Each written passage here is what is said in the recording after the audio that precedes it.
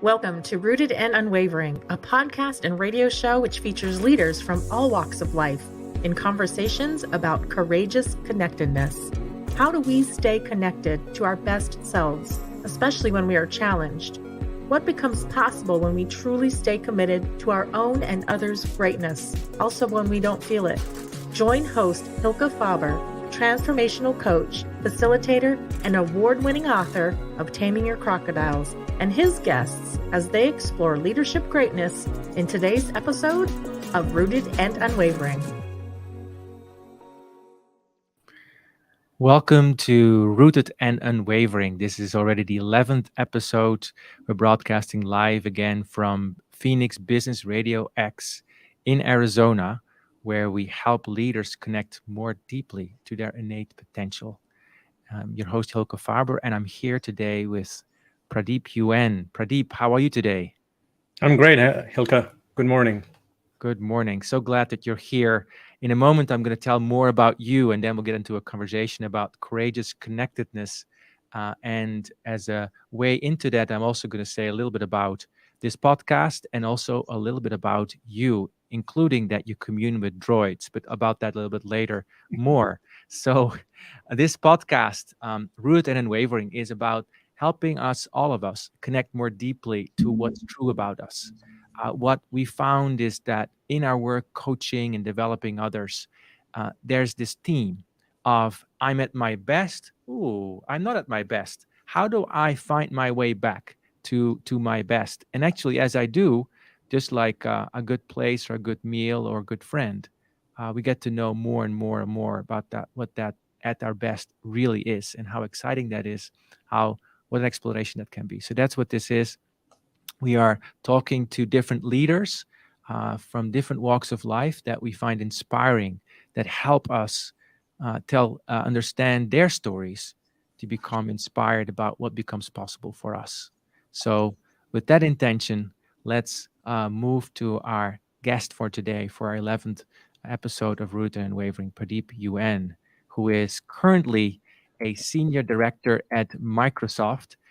He is also the inventor and director of Truths and Insights, which is a digital platform to enable leaders to engage their teams and customers in courageous conversations. He's been in tech for 23 years. He's founded startups that bring also cinematic storytelling to business, create movies with AI in under 90 seconds. I need to know more about that. He's held leadership roles at Microsoft for first-generation innovations such as collaboration, data analytics, entertainment, and AI technologies. He's also an avid champion for the inclusive workplace. And he lives that at home because he has a direct family from 3 continents. Now, here's the communing. He communes with droids from alien star systems and colludes with imaginary monsters. And this all to manage and entertain his 5-year-old twin girls, which are quite central in his life, as I understand. Before the girls, he used to be passionate, at least he told me, about tennis, photography, traveling, and storytelling. But now he's more focused on French braiding and dad jokes. He also has an MBA from Carnegie Mellon and a Bachelor's of Engineering in Electrical and Electronics from Nanyang Technological University in Singapore. Man with so many gifts, so much background, so much inclusion. Also, we got to know each other, Pradeep, about a year ago now, maybe a little bit less, when somebody introduced me and he said, you need to talk to Pradeep because what he does and what you do are a perfect fit, because he has invented something that I think you would really enjoy as you think about bringing what you do into the last mile of organizations, really have people click with the evolution in the day-to-day. And then I thought, well, that's kind of interesting. I hear these things a lot. And then I met Pradeep, and there was an instant resonance and also an instant admiration for his humility and his humanity that he brings together with all his gifts. So with all of that, Pradeep, let's step into our conversation. So tell me a little bit about yourself and your journey with connectedness and doing what you truly love? Yeah, and thank you for that introduction, Hylke. And then also, it's been fascinating 13 months since we got introduced by email. And it's been great working with you and exploring this. So you have told a lot about myself already to people, but specifically, I'll go into a couple of pivots that helps people maybe understand. I did my undergraduate in Singapore, but then before that, I grew up in Chennai, South India, and then Pittsburgh, eventually moving and then making Seattle my home. And in that context, constant narrative that's been with me is I always felt like I'm not in the majority. And with that comes in a completely different culture that you're trying to assimilate into. And that means many things. So you're trying to like be somebody else while trying to maintain your own identity. And while making that juxtaposition work, you figure out that your inner self starts expanding and transforming, and you just have to let it. And being an immigrant and a minority in Singapore, and then not even having the language there, because I don't speak Mandarin or Hokkien or Cantonese or Malay for that matter.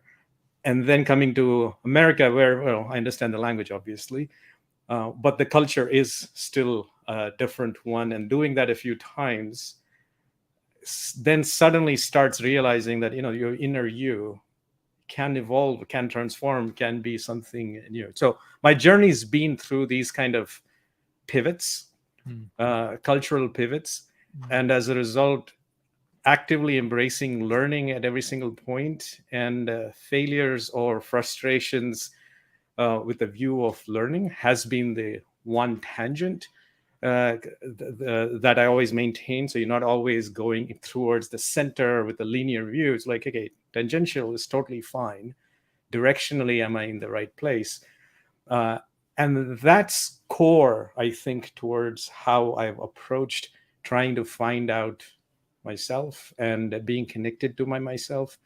And to me, it comes from being connected to vision, environment, the sounds, place, ambience, texture, people, and then having different circles wherever you go, and not letting go of any circles that you might have before. When I say circles, people circles.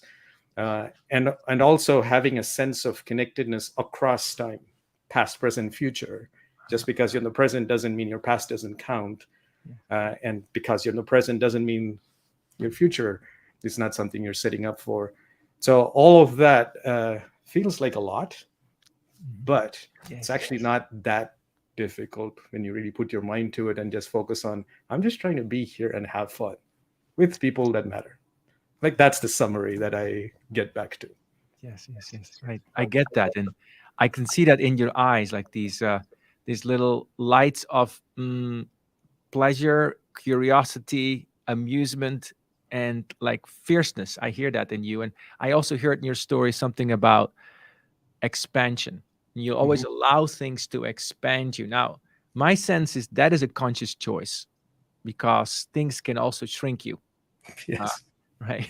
So you're telling, it sounds like such a beautiful journey.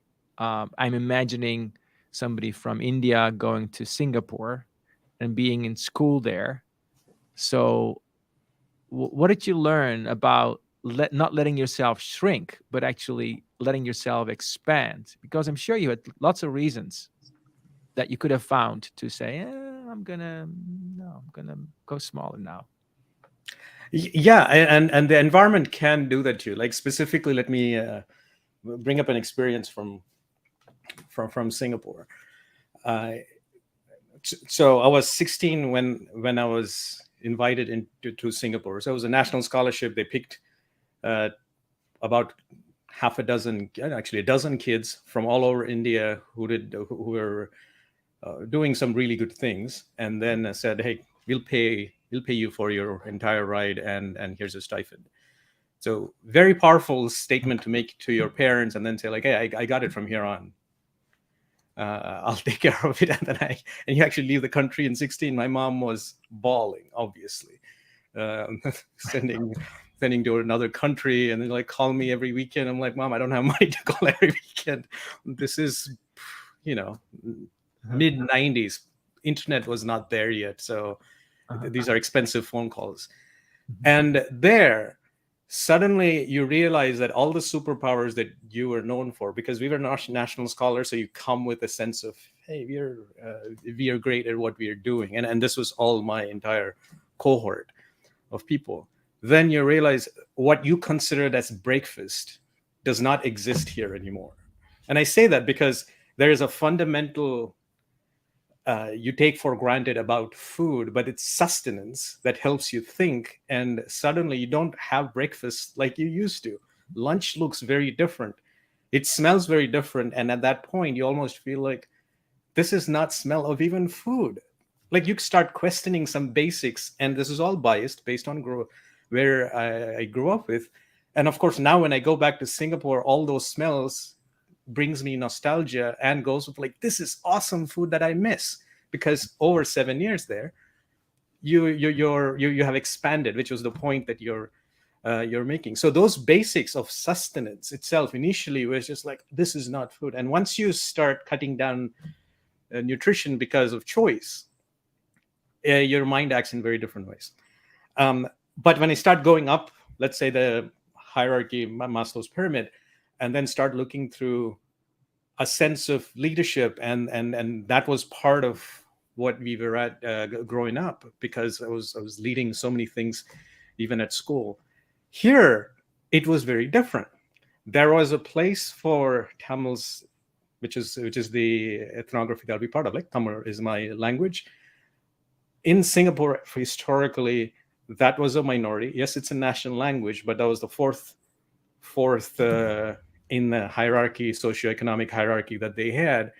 But how it played out in practice for kids was when we were standing for a student leadership at the university in one of the student groups, they asked me, okay, what are you going to stand for? I'm like, president, but I'm in my first year, so vice president, because I shall learn. And they went with like, yeah, but your people, here's 2 roles that it's good for. These 2 are taken by the Chinese. And I'm like, what? No, isn't there a debate? Isn't this open? Like, yeah, but the outcome is this, so let me actually help you. So they were trying to help me in terms of, this is the outcome, so why don't you go for these roles where the outcome is going to be positive to you, which did not make sense for me when India is all about unity within diversity. And then we have multiple languages, and we make sense of it in our own complex, crazy ways. And here, they're going for harmony. So intent is still there, but it came down to literally, no, you cannot do that, even though I haven't seen your capabilities, skills, intent, because of just your background, you're out. So that is, as you defined it, a potential shrinking moment. I fought that. I lost that election, so the outcome was not what I wanted. And then next time I realized I could fight this environment and then comply, which was going against my grain. But I also had this logical brain in terms of, if I did the same thing and stood, I would have the same outcome. And I did not like that outcome. So therein, I came up with, I didn't have a last name because we have patronymic names in the mode. So my last name became UN. And then I, instead of saying vote for Pradeep, which in the previous year went to like, oh, that's not for this role, and then I got voted out, it was vote for the UN. And I didn't even show up to the debates. I didn't put any images because I was like, using that leads to bias and an outcome I don't want.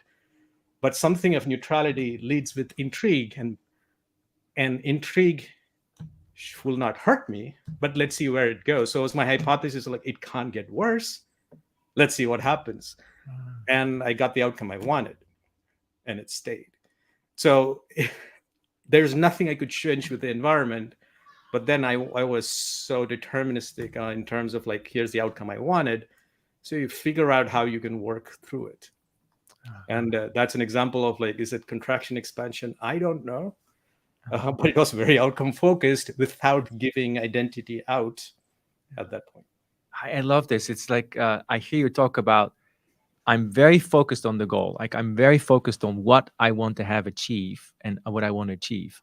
And then like my brain would go to, let's try a little harder. Let's make it better. Like I'll make a better speech. I'll have better campaign materials, or, whatever. I'll listen better to the audience, or whatever it needs to be, with the sense of like, head first.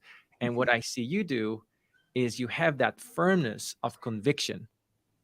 And then you give yourself the space of exploration and saying, what are some alternative ways that I can reach the goal?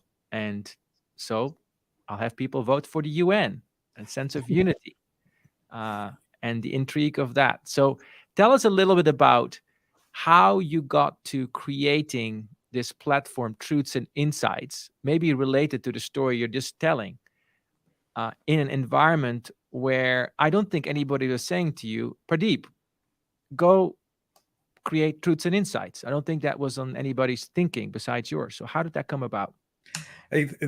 There are two more pivots in my life that led to it. I mean, the short answer in terms of Truths and Insights would get me into Microsoft Hackathon very here.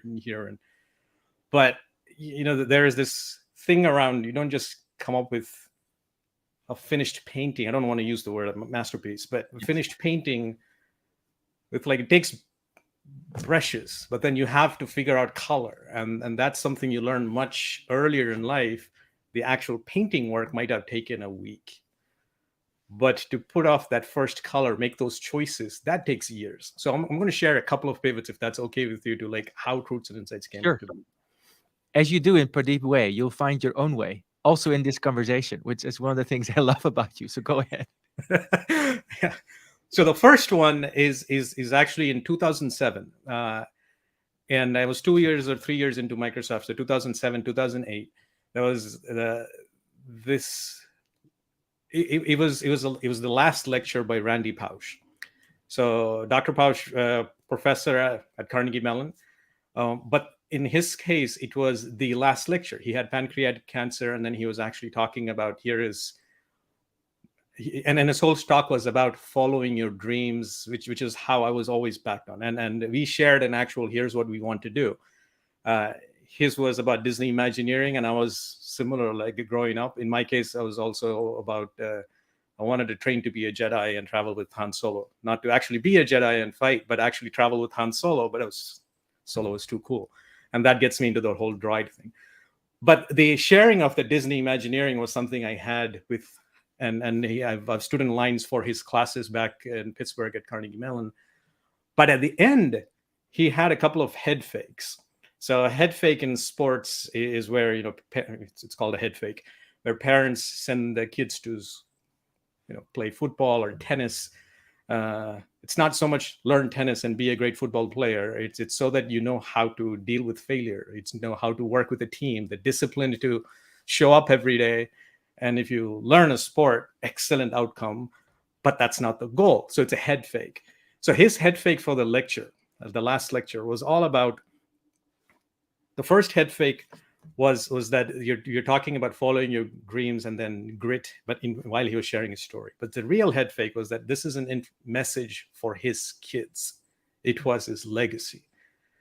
And that was pivotal to me, because I realized that here was an absolutely brilliant professor I loved in school, in his last lecture, coming up with this biggest message.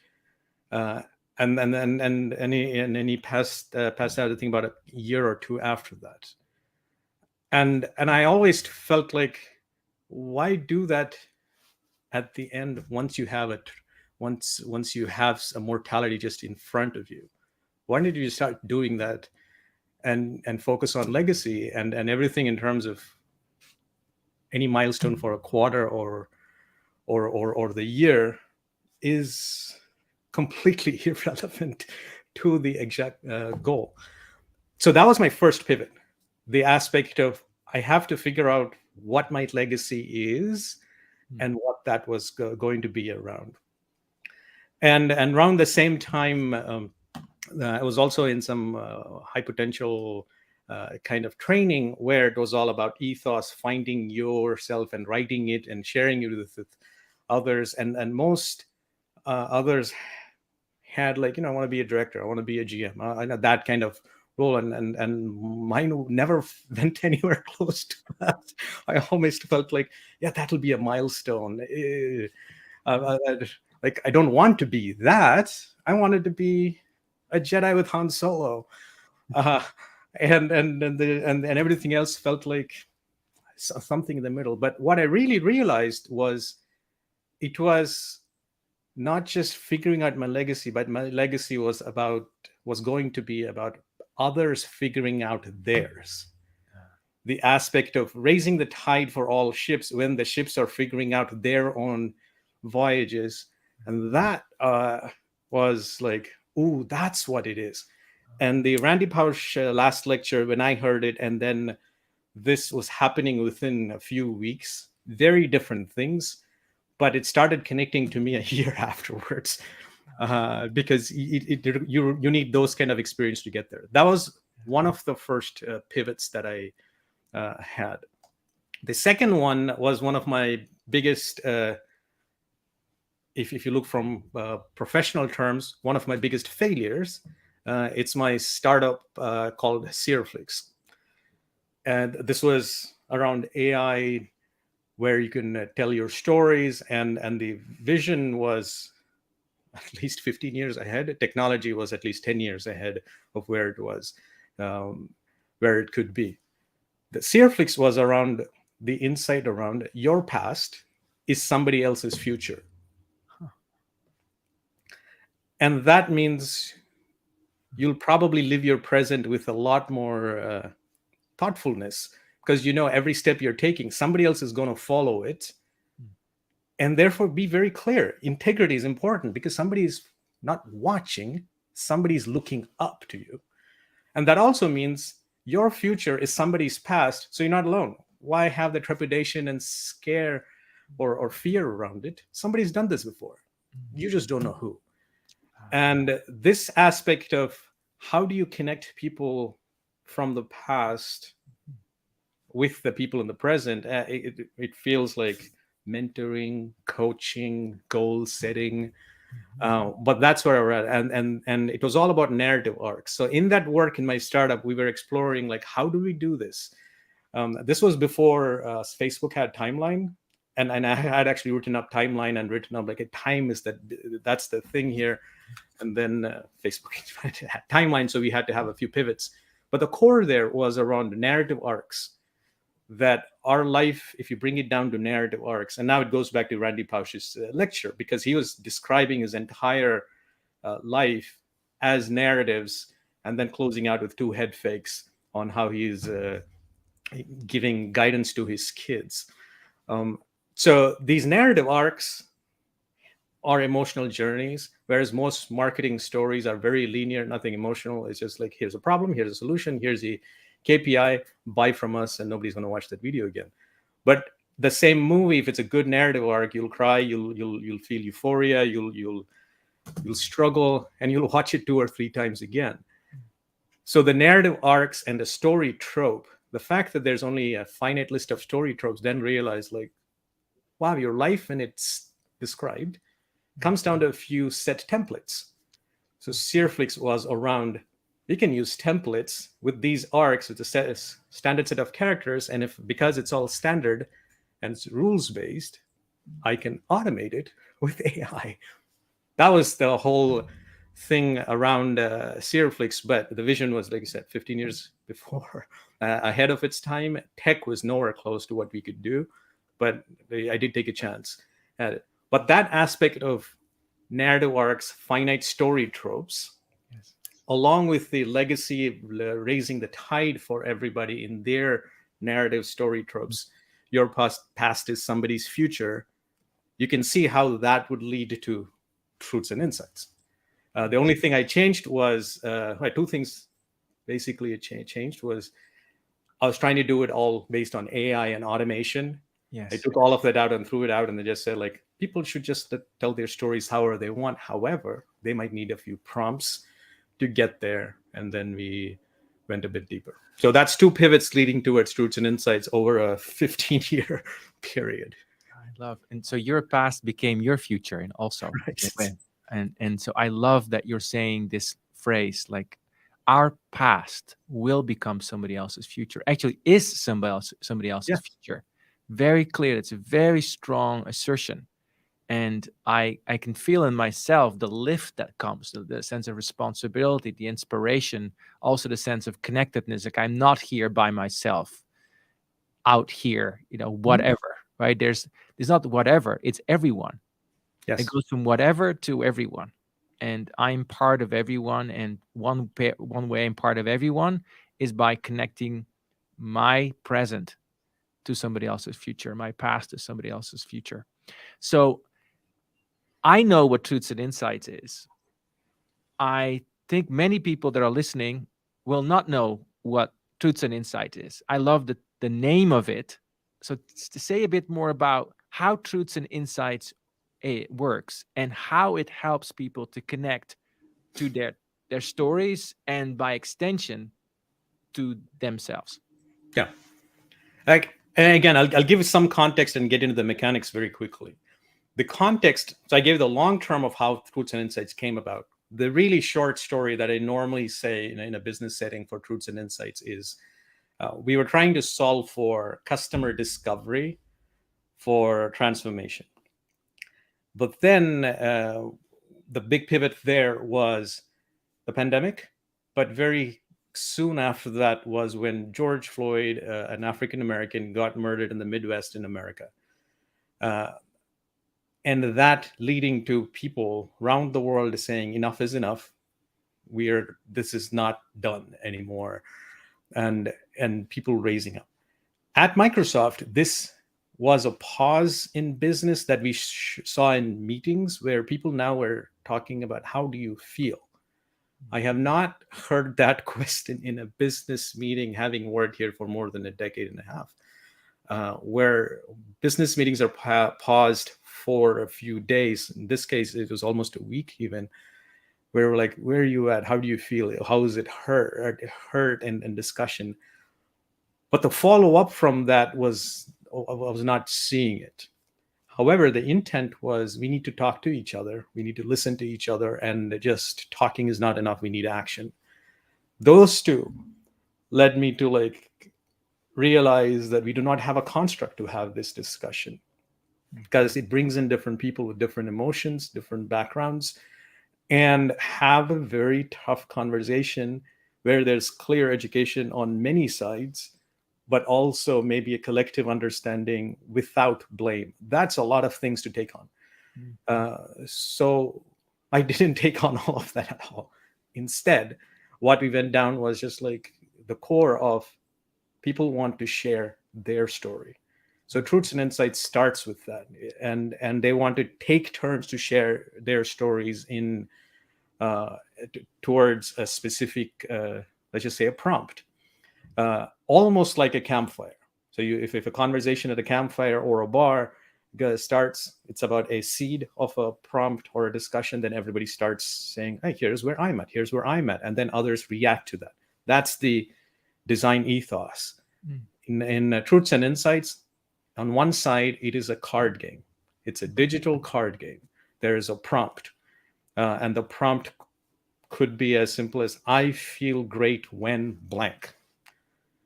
Then all of us, just like in any card game, who are playing that game, and typically played in groups of 6 to 8, because card games get played in groups of 6 to 8, if you're playing poker, then you start having your cards. And your cards could be something that says budget, surplus budget. One could say like lack of resources or great sleep. So meaning in these choices, I could finish the sentence which said, I feel great when, and I could say, when I have surplus budget, when I have great sleep. Now, at that point, I can choose any one of the cards in my hand and tell a story. So I could say great sleep, and then I have to tell a story that's true for me. If I played that card, for example, I could tell a story about my twin girls, and how for the first 2-3 years, all I wanted was sleep. All I couldn't get was sleep. It's a parenting thing, but you're trying to be literally functional while actively not having sleep at home because one or the two is awake and wanting and letting us know that they're awake. So that would be the story I would take. Instead, if I actually pick the card around surplus budget, which is a myth. I don't know who has surplus budget, but let's say I played that card. I feel great when I have surplus budget. Then I tell a fantasy story about surplus budget leading to great project outcomes, and then how that could be interesting. So you can see how suddenly your life metaphor shows up. Your life is the cards that you're dealt with. It's dealt to you. You do nothing about it, but then it's what you do with the cards. You play a card in the situation, which is the prompt. Yes. And then you just say, here's where I'm at, and here's how I'm dealing this card, and you're sharing your past. So you've done that act.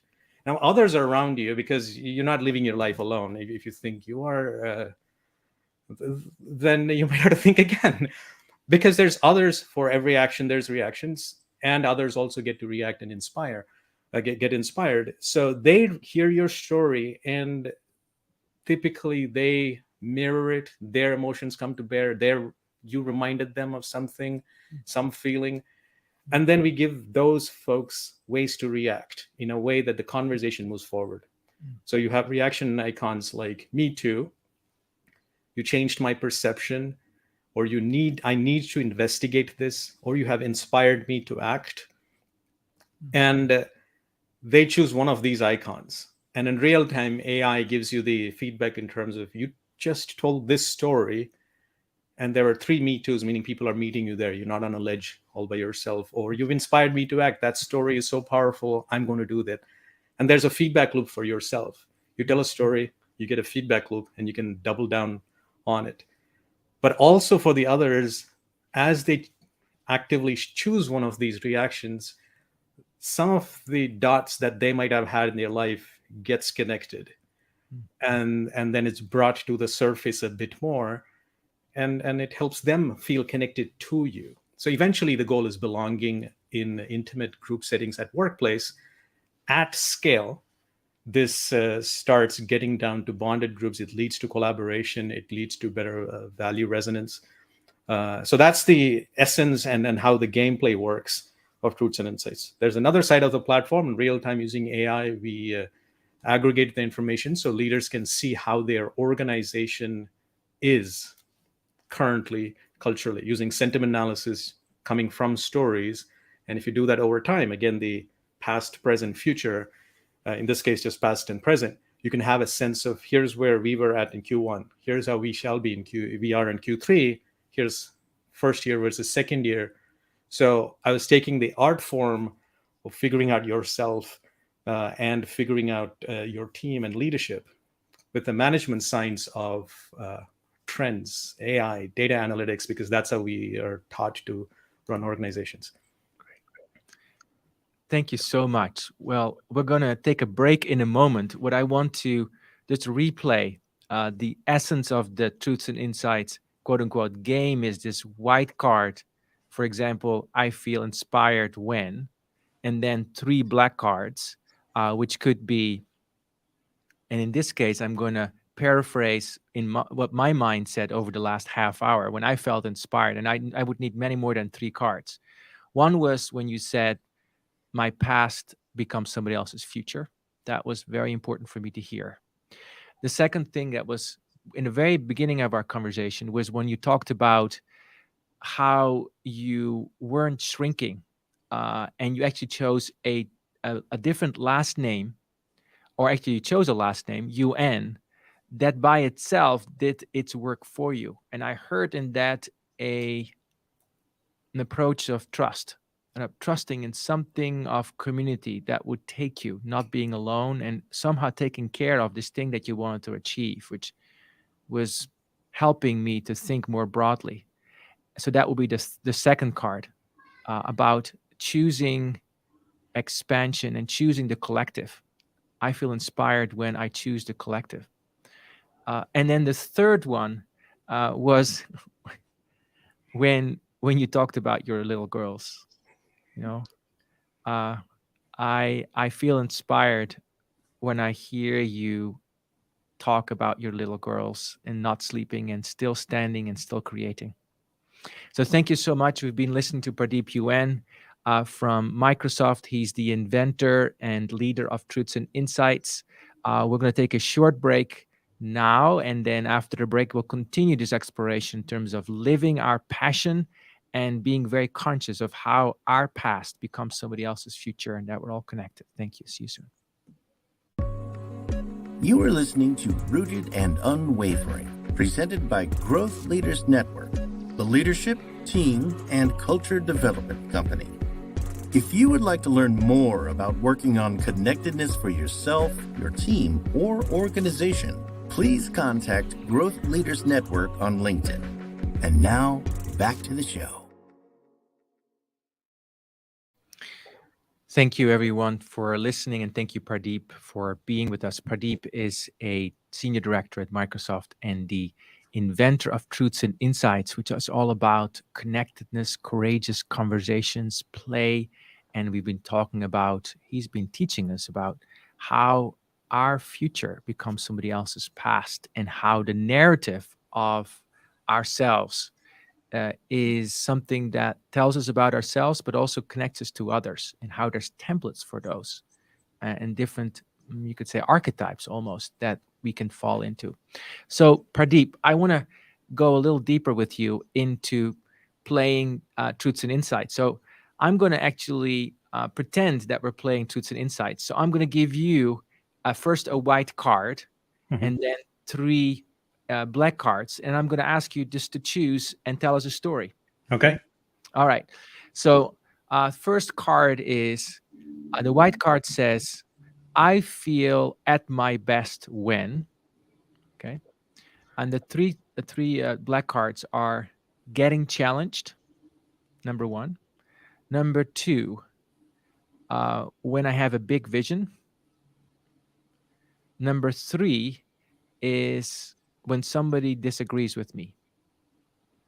So which one do you choose? I feel at my best when I get challenged, when I have a big vision, or when somebody disagrees with me? Okay. I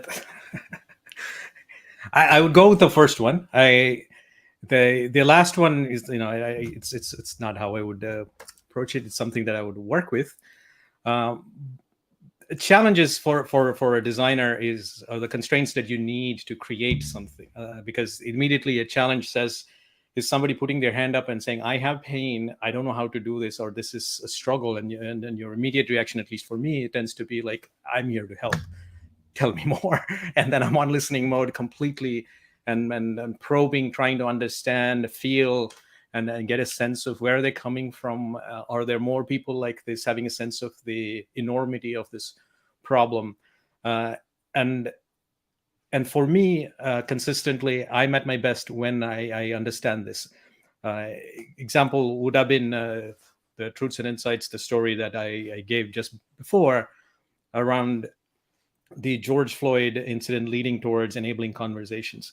The specific narrative, I'll add a little story to this, is we worked with BAM. BAM is Blacks at Microsoft, and we were trying to explore this, and they helped us learn many things.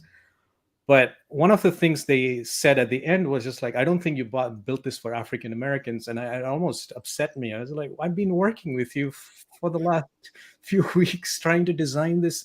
How can you say that? I'm like, don't get us wrong. It's like, this is great. We love it. We're going to play it. But I think you should try this with Gleam. And Gleam is our LGBTQ employee resource group. And in fact, you should take it to all employee resource group, because this is very inclusive. And that, when we actually worked with our Gleam community, they took it so far within such a short period of time that within a week of me sending the email, there were GMs and VPs on the call as we were demoing. Every single day, they would bring in more people, like 20, 50, eventually 100 people by end of the week were done. And I had VPs on the call who are playing. I didn't know they were VPs till I looked them up later on, because on the game, you don't know. You just see a name and a photograph, and they're just engaging. And we were exploring. And the reason I bring that up in terms of I feel at my best was like, this was a challenge that no one put their hand up and said, we are in pain. I could sense it. And then you started working with, not going to say personas, but group sonas. Like these are groups, and they start helping us understand, oh, I have a problem. Oh, here's my problem. But here is another one who might see it, even though your solution was directed towards us. It works there as well. A lot better than if I was sitting in a corner saying, I have a vision. Like, I'm not that smart. It's easier to work with a challenge because there's a person with pain, and you just ask the question, what's going on? They'll give you essays and point you in so many different directions. So I'm at my best with people who have challenges, and then if they're willing to share. Thank you for that. So I can't resist. What is your challenge then today? Oh, on what dimensions? I have challenges on every single dimension. So parenting, lots of challenges with everybody. There is the transient transactional thing, right? Which is operational. Like today, I'm here on the podcast, which means I'm not actually braiding my kids' hair, and therefore I have to make sure the weekend's great for my wife, because she's taken up in the task that I normally do with my kids. That's a here now challenge. But even yesterday, Avantika is my elder by 2 minutes twin daughter. She was bawling and mom came and asked what's going on, and she was like, I can't figure out the name for my company, and I was like, wait, what? You're 5-year-old? Yeah, daddy said we're going to build, to be great, we need to build something that nobody has built. And then I figured out what that is. And the answer was some unicorn shop which throws in glitter, which everybody wants. And then now I can't figure out the company name, and and this was there. But the sense of identity and creation, and then what you're trying to do, like something I was just saying in passing, like what's value? And I was like, hey, it's about product creation for people. She took it to heart, and then started following up on it as a 5-year-old absolutely does. And now I feel like, okay, I have to make sure that she's not first boxed. But if she does want to really do that, then we help. But then is she also doing other things and exploring herself instead of just taking, dad pushed me here, and then I'm on it. And that's a huge responsibility. And I would say like that's one of the biggest challenges for me. Like the setting up the right platform for my kids. Work-related challenges, there's enough people on the team that I can work with to solve it for. Yes. The real big journeys for me is like, things I definitely cannot hand off to somebody, which is parenting, family related. So that immediately came up to me. I totally understand what you're saying. And I love that you are sort of thinking about how can you actually be the best person and the best version of yourself in the midst of that challenge, and actually being very open to that challenge. I'm also thinking about the braiding of the kids and how she had this problem of like, okay, so how do we actually get to somebody really being what we need them to be? Yes.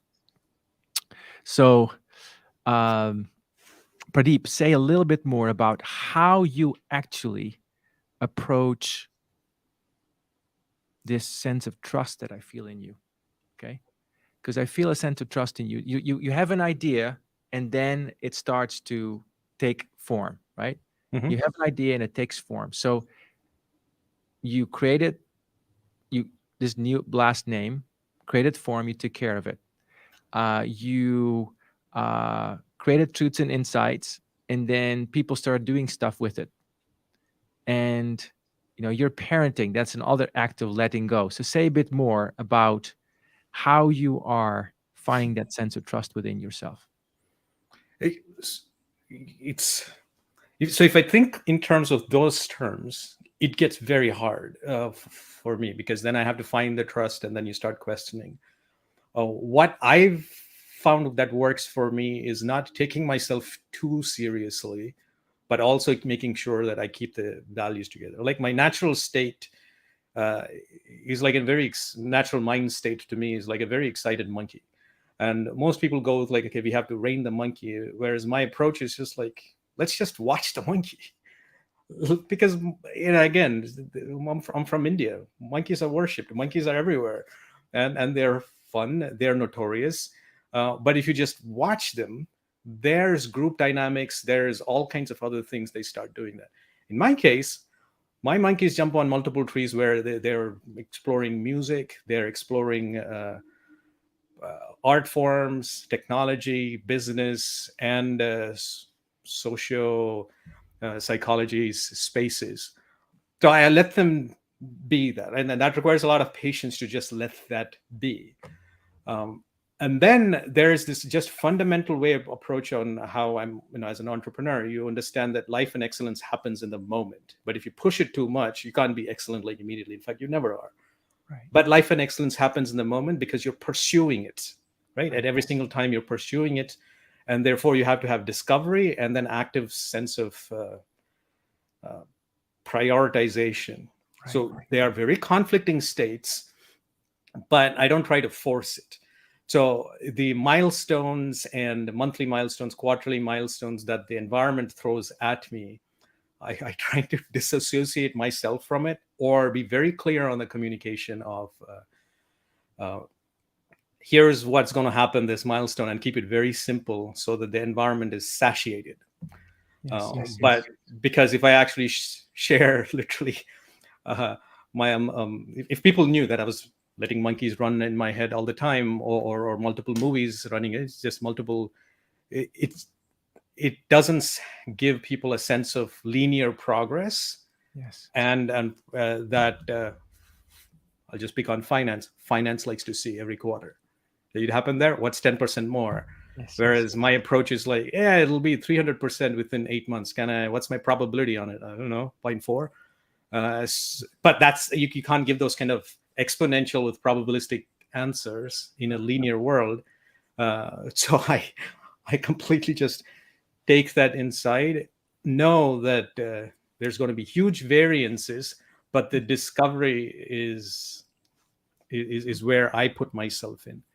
Now, the team I bring together all around to make sure there's operational rigor and together, that will look always like a well-oiled unit.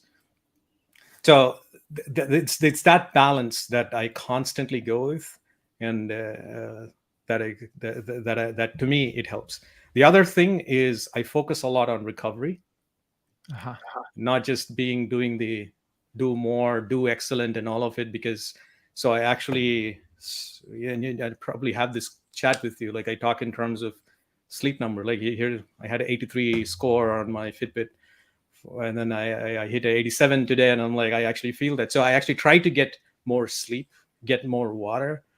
You'd have seen my gallon water jug in a few calls too. And then and then one part where I fail is more veggies, because if I actually do get more sleep, more water, more veggies, life just looks better for those time. And recovery is something you have to actively do.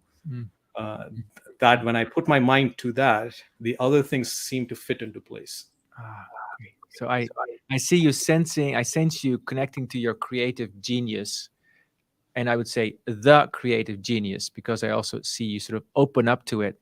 You take the seat of discovery, and you have all these different movies running simultaneously, which for some of us might feel overwhelming, and I see you actually enjoying it. And seeing the potential and not letting go of your actual intention in it. It's not like a free-for-all. You also mentioned that your shop will be a well-oiled machine when it needs to be, and in those moments of truth. So excellence you really value. And then I love the sense of and recovery. And the three ingredients that I heard you talk about: sleep, water, and veggies. So then life looks better. I really appreciate that. Now, I see you as being unconsciously skilled in the art of creation. You do it, you talk about it as if it's second nature. It seems to be almost second nature for you. And I can imagine people listening to this saying, okay, that's great. That I'm inspired, right? I feel inspired when I listen to Pradeep UN talk about his story and how my future becomes somebody else's past. Yes, okay. Where do we start? Like, how do you help somebody? What would you say to somebody where what would do things like, well, yes, but I am actually not feeling connected to my creativity. And yeah, I'm feeling very attached to the linear path. I have this to deliver today, and this thing to do, and that thing to do, and then this meeting, and then that deliverable. And if that doesn't happen, then I'm going to be upset. And if that happens, I'll get happy. So how do you help? How would you help all of us who have that also running, or maybe that primarily running in ourselves? Huge question. I don't know how I can help others, but I can tell you what I have done for myself and what has worked, which is all the external stimulus I start looking, and this is going back to Randy Pausch's last lecture, which is like, and to what end? And if you start asking that question a few times, you realize, the team you're working on, the project you're working on, the company you're working on might not be true statement in a month, especially in the current situation. Will you be doing all of that in a month? We don't know. So then whatever you're doing now, does it add value to yourself and so forth? And if the answer is no, then you have the clear direction in terms of, why am I doing this? So I've done that a few times because I've had a few pivots. I've done my startups. And because of being literally leaving countries, going to another, and then starting afresh, you get into this immigrant nature of like, I'm not fitting in, but I want to. And I want to stand out while fitting in. These set of contrasting fields is what I get played in. But very tactically speaking, I always pick things that I do not know what to do at, but I always were curious about, and then commit to sucking for a long period of time in pursuit of mastery. I'll be very specific. I was trying to have my kids get into music. I play drums, and then got Anishka, my second, by 2 minutes, twin girl, on the piano. And then Avantika was like, well, I'm not going to touch that. I'm a rock star. I want a guitar. So I bought her a guitar. While doing that, I realized, well, I can pick up a chord or two. And then I started doing that. And then I downloaded an app and then started learning it. And now I'm committed to sucking at guitar every day for about 20 minutes. I can play 3 songs now in Tamil that I went into YouTube, just like I learned braiding, like YouTube, I can start doing this. But if I did not commit to sucking for 2-3 months that I've done that, I would not have just said like, I can play a song. It's actually pretty decent when I do it. My wife actually came like, where was that? I've never heard that before. And then I played her the actual song on Spotify. And then she was like, wow, that's so close. I'm like, yeah, I picked up the guitar 2 months ago. I can only do that. I can't do anything else. And I still continue to commit to sucking for a while. That is what I just described, is a daily kind of an endeavor for my kids on anything. They're 5 years old. They're learning new things all the time, but they're doing that with open eyes and then committing to sucking for a while. And then they start learning so many things so quickly. Like their language and grammar structure, by the time they're doing 5, they're doing tenses. They don't know they're doing tenses, but they're using sentences in the right form. And it's remarkable when I start realizing, like, how are they learning this? I'm not teaching them any structure, but they're just learning it. So that's what I would say. Like, just pick up something that a while later you'll be like, I'm going to be happy that I tried doing that, and then commit to sucking every single day for a short period of time. If it's 10 minutes, it's 10 minutes. Everybody has 10 minutes. Just figure it out, pick something. And when you do that for multiple things over a period of time, you'll suck at a lot more things. But for me, there's more dots that show up that I feel like I can connect. Yes. So if I summarize that, I hear you talk about, ask yourself, does this add to me? And I don't hear ego me. I hear my sense of joy, Mhm. sense of peace, sense of fulfillment, sense of meaning. What Professor Pausch was asking you, basically, follow your joy. How is this adding to my joy? How is this adding to who I aspire to be? What truly matters to me? Like, that's a Professor Pausch basically moment. It's like, okay, is this adding to my life or not? And then I can start looking at, here's something that I might find joyful, gives me meaning. You talked about picking up the guitar, right? And this can be something at work that you do, like a project you start, an initiative you start, a conversation you start to have, a book you start reading, a course, something you start learning, whatever it is, right? And then I love that you say commit to the suck, like commit to suck in it for a while. I find it hard to say that word because my upbringing says no, you can't say that. But commit to. So like I can tell this is something for me to learn. Like commit to suck, really commit to suck for a while, and then stick with it, and then stick with it. That it sounds very very doable to me, even though not always easy. And then the last thing I heard you talk about is also, and then start watching the dots, how the dots start appearing. Mhm. Like, that's the part of the active creation. Pradeep, I could talk to you for hours, which I actually do because I talk to you at least 1 hour a week and often more as we think about truths and insights together. As we are getting towards the last few minutes of this Rooted and Unwavering conversation, what would you like to say, leave listeners with by way Yep. of closing? So this is me quoting an English philosopher, and I'll state it, and you'll know the philosopher yourself. But in every job that must be done, there is an element of fun. You find the fun, and then the job's a game, right? It's Mary Poppins. But really, that aspect of anything you do, you have to enjoy it. There has to be some fun. If not, change the job, or you're not looking hard enough for the fun. And then it's not a job anymore. It's and that's how they close it. Like every task you undertake becomes a piece of cake. And then how much cake will you have? As much as you want, because doing something like this is not going to add to calories or have any bad elements. And this is the other side of commit to suck. Yes. But the Mary Poppins is a much better illustration of stating it. So that was my last one that I'll leave with. Have fun. Have fun and find the joy. Find the joy, commit to it.